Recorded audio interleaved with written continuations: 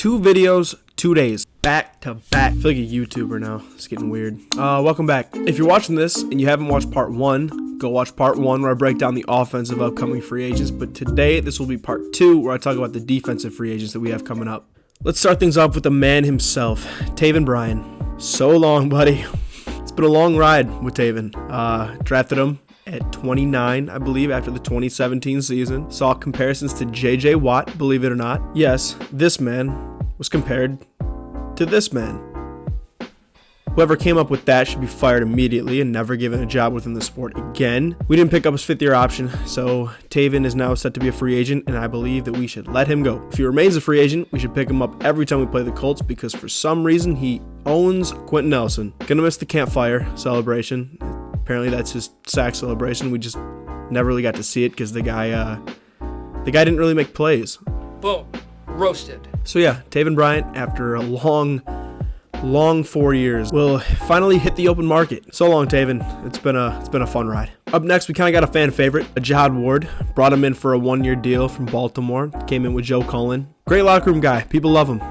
Really funny dude. If you don't follow him on Instagram, highly recommend tuning into his Instagram lives after games. Besides that, on the field, a decent rotational piece. Brought him in on a cheap deal. I feel like he played to his contract. I wouldn't mind if we brought back Jihad Ward. Do I think he's crucial to bring back? Like we really got to make sure we get Jihad back? No, we don't really have to do that. I definitely wouldn't be upset if we brought him back. I don't feel strongly one way or the other. It's just a good rotational piece, good locker room guy. I'd be happy to have Hyde back. Now we got Trey Herndon. You know, we're not deep at the cornerback position at all. As we saw kick returners like Chris Claybrooks getting serious snaps at cornerback. I don't want to see that again. Yeah, we're not deep at the position.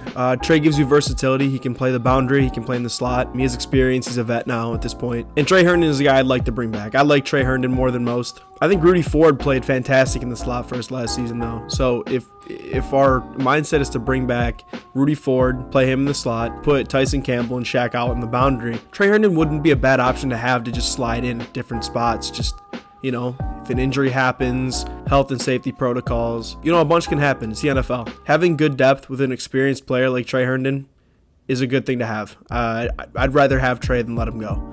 I don't think it's going to cost too much, so I would say definitely bring back Trey Herndon. If we don't bring Trey back, we really have to build up in free agency to solidify that group because the cornerback room, like I said, is super slim. Next up, we got Nevin Lawson. I live in Detroit, watch the Lions every Sunday, watch the Jags every Sunday. It's f***ed up. But something that's followed me is Nevin Lawson. He played in Detroit and he's played in Jacksonville and he sucked at both places, so I would just say let him go. Short and simple, not going to spend too much time on this one.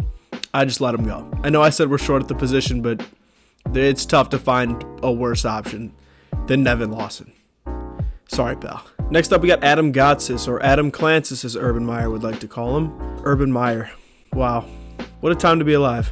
I think Adam's a great rotational piece in the interior D-line. I feel like almost every game there's a big play that Adam Gotsis makes. He's kind of a piece I want to keep around. I was really impressed by his play. I also feel like I saw a lot of Adam Gotsis love on the timeline this year, so I feel like a lot of people want him to stay. Oh, up next we have one of my favorite all-time Jaguars player, the man of many nicknames, Dewey, Thor, Kid Rock, the human missed tackle, Andrew Wingard. It's a close tie between the two people I really want to see off this roster, and that is Andrew Wingard and Carlos Hyde. I want to say he led the league in missed tackles this year, so I feel like he really earned that nickname. I couldn't believe he played as much as he did this season. Andre Cisco, in his limited action, looked significantly better than even Rayshon Jenkins, to be honest. Even Daniel Thomas, I thought, outplayed Rayshon and Wingard. Won't rant about Cisco too much in this one. But yeah, Andrew Wingard, I cannot wait to see you on a different team, so I never have to watch you play football again. You can follow Taven Bryan out the door. Before I move on to the next player, let me give Andrew Wingard one compliment, just one. This is the only compliment I've ever given him.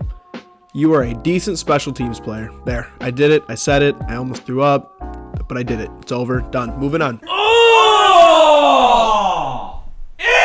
Dude! What the fuck?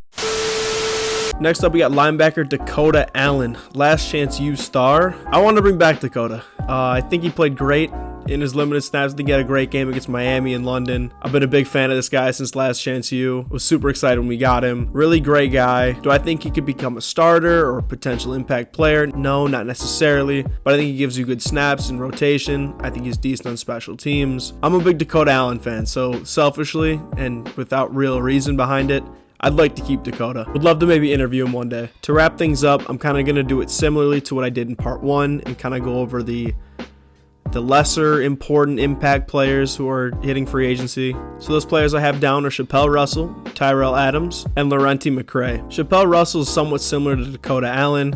Gave us good snaps, played pretty well in that Miami game. But overall, do I really care if we bring him back? Not really. Would I be mad if we did? No, not at all.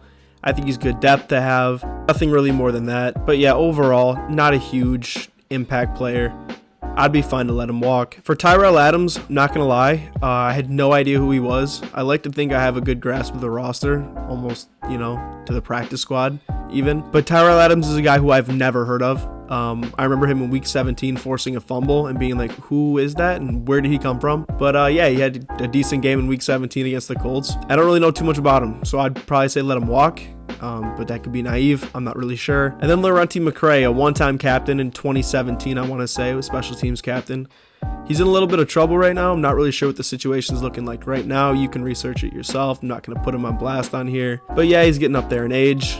More of a special teams player than a defensive player for us. Again, I don't really care either way where we go with this. So that's going to wrap things up. Thanks again for watching. If you haven't seen again, part 1, where I go over the offensive upcoming free agents, that video came out yesterday, so you can go check that one out.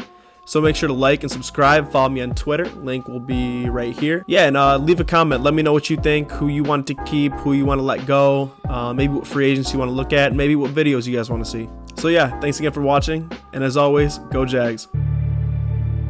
I'm Andrew Wingard. This is my path to the pros.